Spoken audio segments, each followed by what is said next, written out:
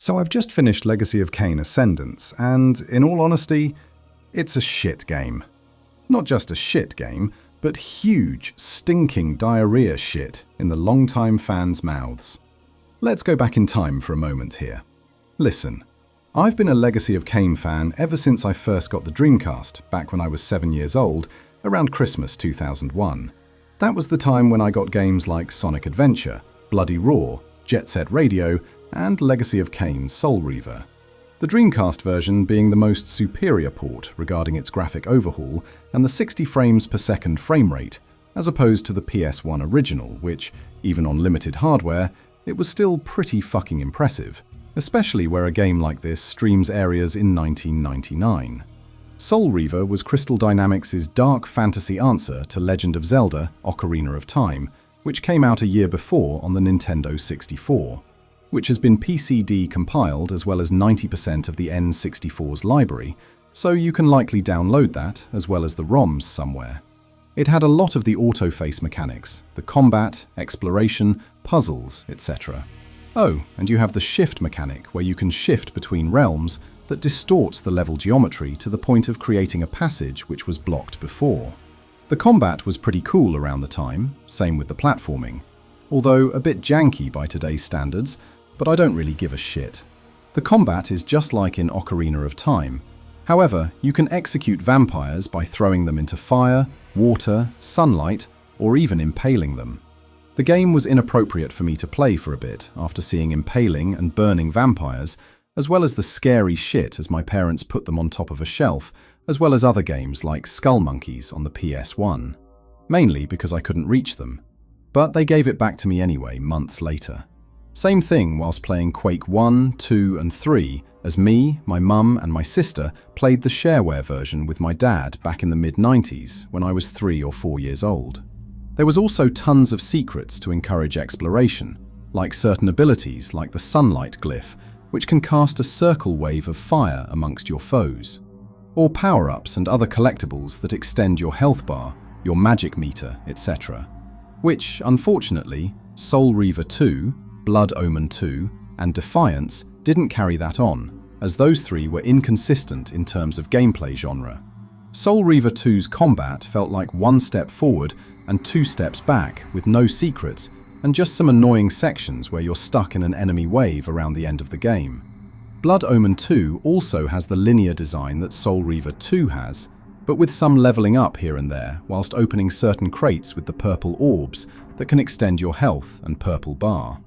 Defiance had repetitive combat, and also had the same level design with the forges, but it got better at the end of the game, especially around the bosses.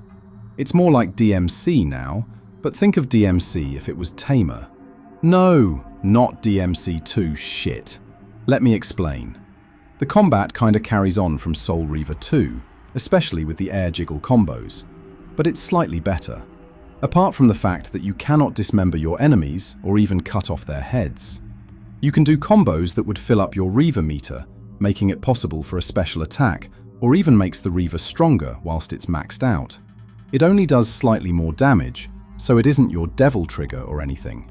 And you can use your telekinesis to destroy objects or stone barriers, or push them away with it. You can also throw your enemies into spikes, which I'm glad they brought that back. And you can suck blood from up close, or either from a distance. With the combos, there's only like 4 or 5 in the entire game. As well as a few tomb collectibles, which might as well have lore shit and combos in them, as well as to expand your health and magic bar again. Just not as good as Soul Reaver 1 was. With Raziel, he just has the same combat style as Kain does. The only difference is that he can shift between the material and spectral realm. Like Soul Reaver 2, the gameplay is repetitive, and you'd be fighting the same types of enemies over and over again, and you'll be locked into more combat arenas. The bosses get better around the end, but that's just about it. I'll go into detail about it in my Legacy of Kain retrospective video. The only thing is that I'm not going to go into detail on the story is all. Apart from that, it's one of my favourite franchises of all time. For the past 23 years, the franchise was dormant, until we started getting remasters of Soul Reaver 1 and 2 and Defiance. But then came Ascendance. Ascendance being a typical retro-like, low-budget 2D side-scroller developed by Bitbot and published by Crystal Dynamics, and also based on the Dead Shall Rise comic, which was panned for its Mary Sue character, as well as the retcons in the story. I was waiting to play this game throughout the entirety of last month until I got to play it. And like I said from the beginning, it's a steaming pile of shit. Talk about a fucking monkey's paw. Oh my god, we want a remake of this game from the 90s and 2000s on all consoles in the Unreal Engine 5. Gets remake that's either a 2D side-scroller or a shitty, unoptimized game in either Unity or Unreal that's 120 gigs big. Yeah. It's short, there's nothing really going for it, and it feels like something you'd find at a bargain bin full of shovelware, and not in a good way. Looking at you, Dick Sucks, Terror in Titfield. It's got this fake game thing going for it that makes you feel like you're playing a fake game that you'd see someone playing in a movie or a TV show, like the House of the Dead 1 and 2 remakes. Or mostly it's got that movie game adaptation game that you'd buy your kid in the late 80s and early 90s, with nothing interesting going for it other than simple, basic platforming. And the Legacy of Kain fanbase is not too happy about this game on Steam being a mostly negative reception. Huh, what a surprise. I mean, to be brutally honest, this is the 2020s where revivals and reboots are terrible to mediocrely boring, safe and pussified at best. Every single AAA revival will be shit because they've got people working there who have no idea what the fuck they're doing. They will sanitize the living shit out of it and make it for modern audiences like with Resident Evil 4, Silent Hill 2, and the remake of Dead Space. And let me tell you, it's just going to get worse from here unless if somebody comes in and shows those games what they're really made of by improving what's broken. Which is what they did back in the 90s and 2000s a lot. Wolfenstein 3D got Return to Castle Wolfenstein, a better and more superior game than Wolf 3D. Metal Gear to Metal Gear Solid, Ninja Gaiden on the NES to the Team Ninja Ninja Gaiden, 4 games we have today. Now we're just going 1 step forward and 3 steps backwards, and we're just slowly going through a video game crash again, like in 1983. If you think that indie games are the true savior of modern gaming, well, yes and no. No, because of the current surface-level slop being full of boring shit just to be hip and trendy. But they're just a small cog in a huge machine of the algorithm. 2D Metroidvanias, cutesy shitty games made by troons and other retarded weirdos who need their hard drives checked by the FBI. Boomer shooter clones. All 3 of those genres are just brown-nosing each other at this rate and borrowing certain shit from other games with nothing cool or impressive going for them. So yeah, it's mostly a be careful what you wish for scenario. You either get a promising reboot of Tomb Raider with Lara Croft looking sexy again, or just a huge dick in your mouth. Basically, gaming is fucked, and so are you for consuming that shit. Also, speaking of consumers, the new obnoxious fanbase of Resident Evil Zoomer tourists attacking Crobecat for pointing out the obvious in his new Resident Evil 4 video. Yeah, typical lefty lunatic losers defending the remake whilst shitting on the original's legacy. Go figure. Anyway, what was I talking about? Oh yeah, Legacy of Kain Ascendance, of course. Let's start with one thing. And before you ask, I'm not going to go into detail about the lore. You can go to other videos if you want detailed explanations on the lore, because this isn't the video. If you don't like that, then tough titty because I ain't doing it. I'll try not to repeat what everyone else has said already, and I'll try and keep this as brief and to the point as I possibly can, because this is a short game. Let's start with the presentation, then the combat, music, and the voice acting. The presentation is actually cool looking. It's got this Castlevania mixed with Blasphemous 1 and 2 aesthetic in a way. The pixel graphics are cool, but it's hit and miss when it comes to the atmosphere. Sure, you get your iconic Legacy of Kain areas like the Seraphine's Tomb and Janos Audron's Fortress. But a lot of the other areas, such as the snow and lava levels, feel pretty generic, like they're taken out of Blasphemous. The sprite work is okay. It could be a bit more detailed. But the only thing that irks me is how they stole Belmont's walking animation for almost all of the characters. Yeah. Some of the areas don't look like they're from a Legacy of Kain game, unless if you probably count Blood Omen 1, Legacy of Kain. But it's all soulless and being a knockoff of Castlevania. The fire demons make a comeback, as well as some other Seraphine soldiers who also come back from Blood Omen 2. And there's the unskippable cutscenes, which, even if you're starting the game, you have to watch through them all the way through. The developers not testing this game before shipping is a fucking understatement at this rate. Also, what the fuck are the 3D rendered cutscenes? They look like shit. There's a fucking riddle now? This is a fucking Legacy of Kain game, not a fucking quiz show. There's something else that's strange, as well, as everyone is calling Raziel the Blue Demon. A blue demon cast into flesh! Which they never even called him that before. It just sounds comical when they say that for some reason. And what the fuck is this run? Why is Raziel doing the fucking Naruto run? What the fuck am I looking at? Why is Raziel as fast as a horse? Is he Sonic the fucking Hedgehog now? Bitbot, I don't know where you were going with this, but this looks really fucking stupid and embarrassing. The gameplay is where it really starts to stink. Remember when I said the Legacy of Kain games had combat that was mixed compared to the story, which made up for everything? Maybe some people could make an excuse that those games were made during the 90s to early 2000s, before the combat of Devil May Cry, Ninja Gaiden and God of War became the pinnacle and the standard of hack-and-slash games, being the #1 influence in the industry. Just like with how The Last of Us 1 was inspired by Resident Evil 4, lessons were learnt as we lived, and we fixed what was once broke, and so on. Well, what if we didn't learn jack fucking shit from anything throughout the past 20 fucking years? And the whole game was a generic mess in terms of the most insulting comeback I've ever seen, to the point that it feels like a cheap cash grab for the sake of it. We've all seen how the original cast of The Inbetweeners came back for a special in 2019. Boy, that was a letdown. The 2 new Evil Dead games, one being a generic gay-by-gay light clone, and another just being a boring platformer with nothing interesting going for it. The 9/11 of what was great. Also, I have no idea why the entire level structure looks like something that would be a map in Worms Armageddon in a Legacy of Kain game, but what the fuck do I know, right? I'm an idiot. 20 years. 20 fucking years. And we get poor janky controls that feel like you're literally walking on ice. One attack which is thrusting and no combos to make it interesting. Poor excuses of special attacks being when the Elolith and Lieutenant Raziel are flying with their wings, which for some reason consumes stamina even when you're glide, for fuck's sake. What the fuck is this shit? But yet in cutscenes they can fly away without being as tired as an old man. What a fucking embarrassment. Oh yeah, and there's moments where you have to play fucking Flappy Turd, but with a stamina bar whilst trying to dodge bats and fucking torches. Jesus fucking Christ. Torches can hurt you now. Oh, and look what happens when you fall into the water. You don't turn into a bunch of bats or even burn alive like it's acid. You just go plop as you swim with the fishes.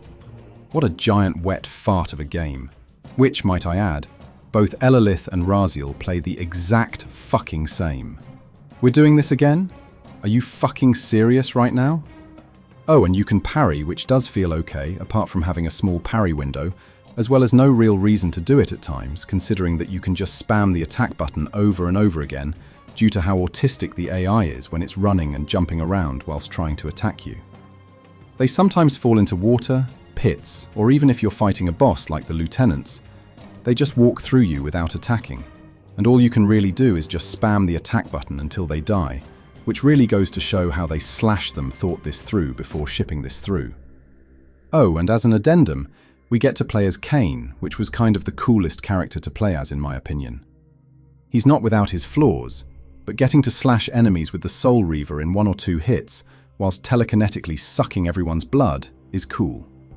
And then there's the Tomb Guardian, and the song that plays in the Tomb of the Sarafan with the chanting, which seems pretty fucking cool, and it's one of my favourite tracks in the entire soundtrack. Plus the boss fight is cool, since it does feel like an actual battle, where you have to dodge and parry his attacks, as well as attack his face when he's vulnerable. Plus, his design just feels totally like peak Soul Reaver Spectral Realm, which really should have been consistent throughout the entire fucking game.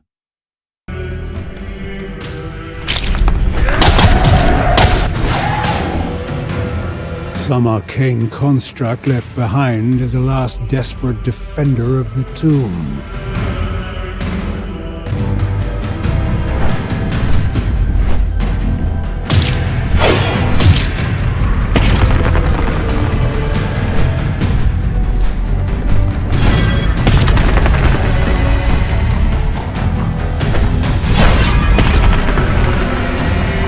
But aside from that, can secrets and anything interesting that requires exploration save the game?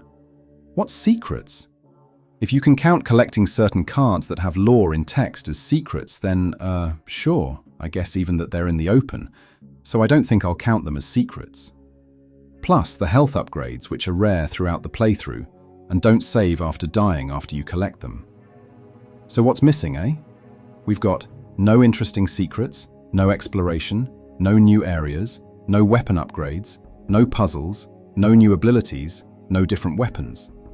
Nothing. Just a generic and frustrating game with the Legacy of Kain's skin slapped onto it. Even Nosgoth and Blood Omen 2 felt more like Legacy of Kain, and, maybe Dead Sun? I don't know. I would rather got Dead Sun, or just mostly the Dark Prophecy to have proper closure. And we have some finishing moves. With Elilith and Lieutenant Raziel, they have the same wink flapping and feeding moves. Sarafan Raziel can burn vampires alive, Kain can suck blood like he could before in the previous games. That's literally it. Let's go to the voice acting. The voice acting isn't bad. Elilith is okay. Kai sounds a bit too robotic. They're coming in droves, Kai. You have wings, Elilith. Elevate your aspiration. Ariel and Mobius seem to still have it. Just with Kain and Raziel, they're starting to show their age, which isn't really surprising since Simon Templeman is in his 70s and Michael Bell, who voiced Drew Pickles in the Rugrats by the way, is almost in his 90s. So it's obvious that their voices are going to be off. Friend or foe, demon or wraith, it changes nothing. Audrin's lair is inaccessible. The Brotherhood have tried and failed to access it. The fortress is sealed from below. Even though Kain still kinda has it at times. Did he now? And a rare trust? Was your comprehension of his words just as uncommon? I understood enough to seek you out. You've earned a sliver more of my patience. You call time a tapestry. If that is so, then the loom insists on its own great design. Raziel is the one that sounds mostly off, and very wheezy too. Even to the point that for the most time, he doesn't even sound like Raziel anymore. Plus, is it me, or does all the dialogue and the speaking is way more slower than the original 5 games? The loom will come along to my way of thinking. Teach me about paradoxes, Kain. What would you give me in exchange? Isn't my gratitude enough? Only fools accept thanks as payment.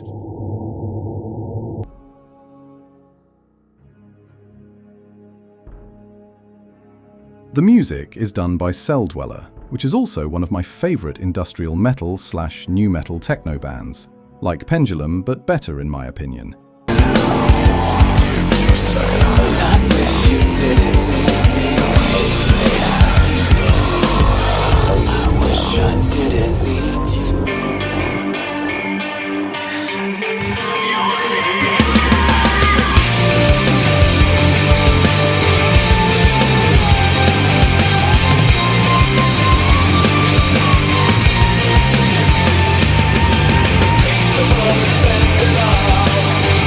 His ambient stuff rocks it out of the park.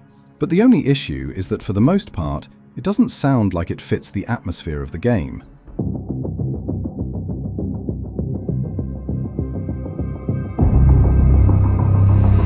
Don't be a fool, my brother. I've shown you what you were. Yet you still place your trust in Kain? Yes, Alelith, I do. Show him, Raziel. Show Kain what you have become.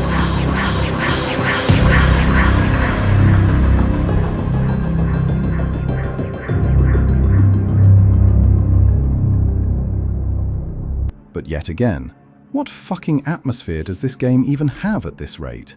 Yeah, the people who composed the original 4 games, with Kurt Hertland from Information Society and Jim Hedges, did use a lot of electronic shit in their tracks, as well as some dungeon synth in the first Soul Reaver.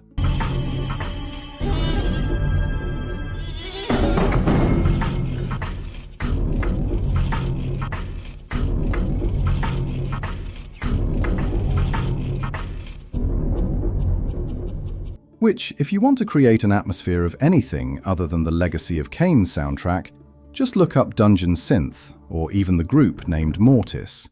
You're welcome.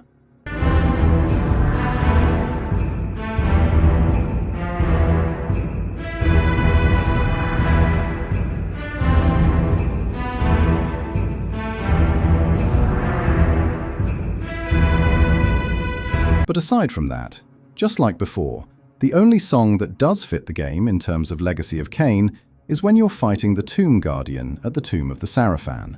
The cover of Ozar, the original Soul Reaver theme, originally off the Information Society album Don't Be Afraid, doesn't really fit in the fight between Elalith and Kain.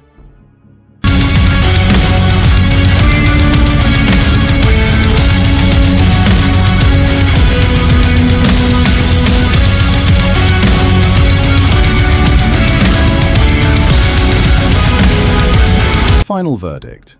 Yeah, this game is just massive, boring, unfinished turd. A complete fuck you to the fans. A solid 3 or 4 out of 10. Although sometimes I feel like there is actually a really good Metroidvania underneath this pile of shit, since it does have potential even as a Legacy of Kain game. But instead, we just got the definition of a mostly soulless experience that everyone and their mother has been talking about for the past 10 years. I'd thought that since this is an indie company, I'd thought that this would have more creative control and more dedication to having more time in the oven. But instead, we got the same shit that is no different to indie slop. PigSh1t have no idea or don't even know how to make a game that's appealing to gamers. Nor do they understand the appeal of what made the Legacy of Kain games so iconic and so loved. So they just thought, oh, let's go into a limited 2D game development program and throw shit at the wall and see what sticks. We know nothing about what made Soul Reaver a good game, but the fans would eat this shit up because they're retards, right? Don't buy this game, not even on a sale. At the moment it's $20, and that's still way too high for a game that's 12 chapters long. So yeah, don't give them your money. Pirate it if you must, but if I'm honest, you'd be better off playing a better version of this, being Castlevania Symphony of the Night, Blasphemous 1 and 2, and Bloodstained. Or even Salt and Sanctuary, which I still need to go back to playing again, to be honest, since that game was actually fun. Oh, and Hollow Knight too. PigSh1t coded this game wrong, and knowing that there's a troon working on this, clearly a troon, totally didn't have any involvement in the Mary Sue shit, and making the game a boring chore to sit through as it is. I'm not really surprised. Yeah, it was definitely just sort of like taking the characters and this very rich and very cared for world and incorporating it into this 2D setting, into this art style that has been pre-established, and finding a nice sort of compromise that pays respect to the original source material. Look at the size of that Adam's apple! Talk about a monkey's paw, right? And I really wish those companies would stop outsourcing those game IPs to third-party developers like they did with the House of the Dead remakes. It never has did them any favors. Everyone hates them and calls them complete remake slop. There's a reason why the Nintendo "Hire This Man" meme was popular a while back. Every remake and reboot has literally become the equivalent to how much of a cheapskate Mr. Krabs is by buying cheap gifts and setting up poorly made parties for his daughter. And that's what those third-party game developers look at you as. They don't give a fuck about you. They want to slap a dead IP onto their shitty fan fiction. Save your money for something else. Like getting drunk at the bar, for example. I've rambled on long enough, but there's one more thing I want to mention. Are you sure love and care went into this game? Calypso? The guy who admitted to being on an NDA contract. Or maybe he's a griffer, even though he says he isn't. What the fuck was he thinking while saying this game was good? Look, I sometimes find him interesting as a legacy of Kain content creator giving the latest news, as I just listen to that shit in the background whilst I play games and work on something. I agree and also disagree with his points. I agree with his point about how game development takes time and it's expensive, so they're going cheap at first to test the waters if it's going to sell or not, because apparently having a full 3D game will be a situation where I'll either explode in sales or go back to being dead. But I still think he's getting paid to do a positive review of fan fiction indie slop, and I think we see that it's pretty obvious at this point that he's a shill. Like G-Man shills, am I right? But at the same time, it's still no excuse, and the game could have been a lot more better, and I mean a lot more better with the shit I just mentioned, which this game didn't have. Anyways, that's going to be it for this review. It's been 2 years since I've done a review, but here we are, better late than never. Anyway, that's it, bye. See you next time, guys.